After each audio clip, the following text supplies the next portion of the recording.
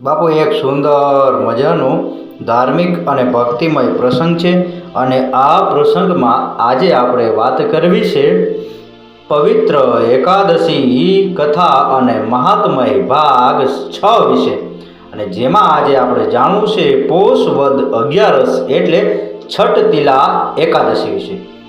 સૂત પુરાણજીએ કથા આગળ ચલાવતા કહ્યું કે એકવાર ગાભસ્તી ઋષિને લાલભ્ય નામના એક મહામુનિએ પ્રશ્ન કર્યો કે હે મહાતેજસ્વી પ્રભુ કૃપાધારી, આ જગતમાં કેટલાય માનવ જીવો પાપાચાર કરે છે, વળી પરસ્ત્રી ગમન કરે છે, ચોરી લૂંટપાટ કરે છે, ગૌવધ કરે છે, તો શું તેઓનો નર્કમાં વાસ ન થાય અને તેઓ મોક્ષ ગતિને પામી શકે તો કોઈ ઉપાય નથી? લાલભ્ય ઋષિના આ અતિ ઉત્તમ અને લોક કલ્યાણકારી અને કડીકાળના પાપાત્માઓને આશીર્વાદ રૂપ પ્રશ્ન સાંભળીને ગાભસ્તી ઋષિ અતિ પ્રસન્ન થયા અને તેમણે કહ્યું, હે ઋષિ અગ્રણીઓ, આપનો પ્રશ્ન અતિ ઉત્તમ છે અને એ અતિ ગુપ્ત વાત આપે મને પૂછી છે કે જે આજ દિવસ સુધીમાં બ્રહ્મા, વિષ્ણુ અને ઇન્દ્રાદિક દેવોએ કોઈને કહી નથી। તેમ છતાં તમારી જાણ માટે તમને હું કહું છું। પોતાના કલ્યાણ માટે માનવે આ શ્રેષ્ઠ છઠ તિલા એકાદશીનું વ્રત પોષ માસની વદ 11 પુષ્ય નક્ષત્રમાં કરવું। વ્રત ઉપવાસધારીએ સ્નાન આદિ કરી પવિત્ર થઈને ઇન્દ્રિયોને વશમાં રાખી અભિમાન, અહંકાર, કામ, ક્રોધ, લોભ, મોહને, ઈર્ષાને ત્યજીને આ એકાદશીને દિવસે નારાયણ ભગવાનની એકાગ્રતાથી પૂજન અર્ચન કરીને પછી નામ સ્મરણ કરવું। ત્યાર પછી ધરતી ઉપર પડેલું ગાયનું છાણ લઈ તેમાં તલ અને રૂ ભેળવી તેની 108 ભાગ કરી ગોળા તૈયાર કરવા અને તે માટે મનમાં જરા પણ સંદેહ લાવવો નહીં અને આ વિધિ મહામહિનો આવતા પહેલા કરવો અથવા તો મહામાસ બેઠા પછી કરવો।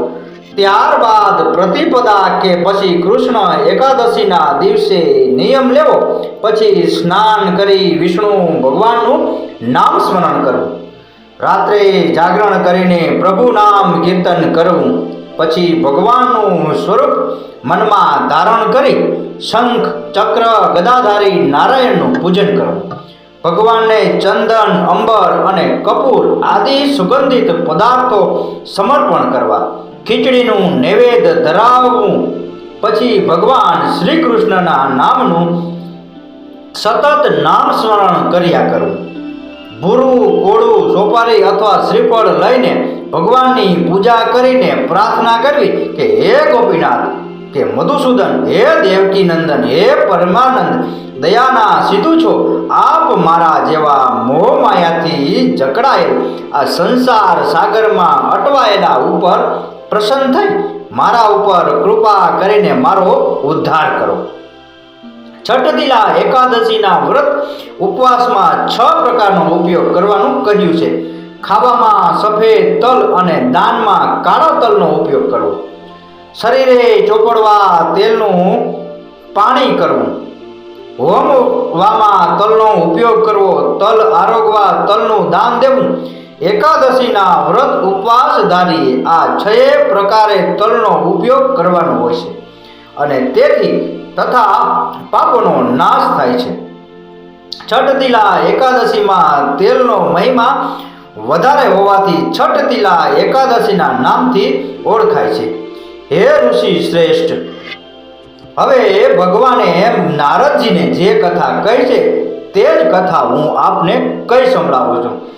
એકદા મૃત્યુલોકમાં એક બ્રાહ્મણીની સતી સ્ત્રી જે વ્રત શ્રદ્ધાથી ઘણા વર્તુલા કરતી હતી અને પોતાના શરીરને મહાકષ્ટ આપતી હતી, યથાશક્તિ દાન દક્ષિણા પણ આપતી હતી।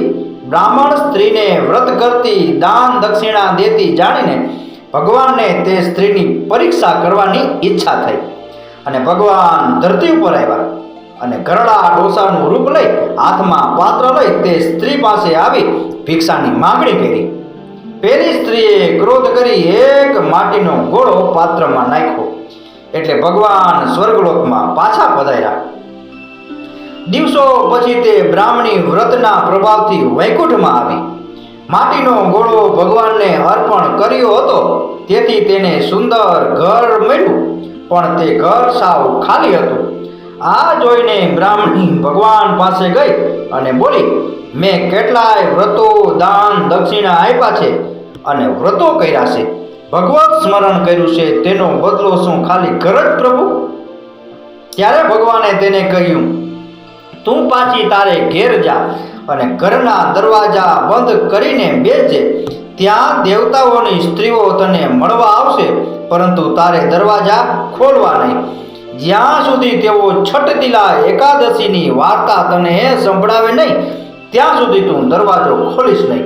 ભગવાને કહ્યા મુજબ તે બ્રાહ્મણી ઘેર ગઈ અને બારણા બંધ કરી ઘરમાં બેસી ગઈ.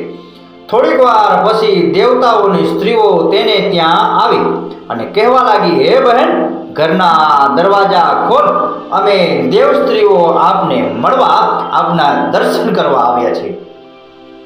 પરંતુ બ્રાહ્મણીએ અંદરથી જવાબ આપ્યો કે આપ આવ્યા છો તો ભલે આવ્યા, પણ ઘરનું દ્વાર નહીં ખુલે. પણ જો તમે મને છઠતિલા એકાદશીના વ્રતની કથા કહો, તેનું પુણ્ય કહો, તો જ હું દ્વાર ખોલું, નહીં કહો તો દ્વાર નહીં ખોલું. બ્રાહ્મણની પત્નીની વાત સાંભળી દેવતાઓની બધી સ્ત્રીઓ ચૂપ થઈ ગઈ. પુણ્યના ક્ષયને લઈને કોઈ કથા કહેવા તથા છઠતિલા એકાદશીનું પુણ્ય કહેવા તૈયાર થઈ નહીં. તેઓમાં એક દયા ભાવવાળી દેવ સ્ત્રી હતી. તે બોલી, મારે તો તેમના દર્શન કરવા છે, માટે હું તો તેમને છઠતિલા એકાદશીની કથા કહીશ. અને તેણે તે પ્રમાણે બ્રાહ્મણીને કથા સંભળાવી. બ્રાહ્મણીએ ઘરના દ્વાર ઉઘાડ્યા ત્યારે દેવતાઓની સ્ત્રીઓની નજરે એક દેવી ગાંધર્વી રાક્ષસી કે નાગકન્યાથી પણ અતિ સ્વરૂપાન સ્ત્રી નજરે પડી. વળી છઠતિલા એકાદશીના પુણ્યથી તેનું ઘર ધન ધાન્યથી ઉભરાયેલું હતું. એટલે જે કોઈ ભાવિક વ્રત કરે છઠતિલા એકાદશીનું, તેમણે યાદ રાખી અને સાંભળીને બ્રાહ્મણોને દાનમાં તલ તેમજ વસ્ત્રોનું દાન કરવું, જેથી જન્મો જન્મ ભાવિકોને સુખ સંપત્તિ અને ધન ધાન્ય અને શાંતિ મળે. જય શ્રી કૃષ્ણ. તો બાપુ, આ હતો પવિત્ર એકાદશીની કથા અને મહાત્મય વિશેનો પ્રસંગ, જેમાં આપણે જાણ્યું પોષ વદ 11 એટલે કે છઠતિલા એકાદશી વિશે. આ પ્રસંગ, આ કથા, આ વાર્તા પૂરેપૂરી સાંભળી એ બદલ આપનો ખૂબ ખૂબ આભાર. આપનો દિવસ શુભ રહે. મહાદેવ હર.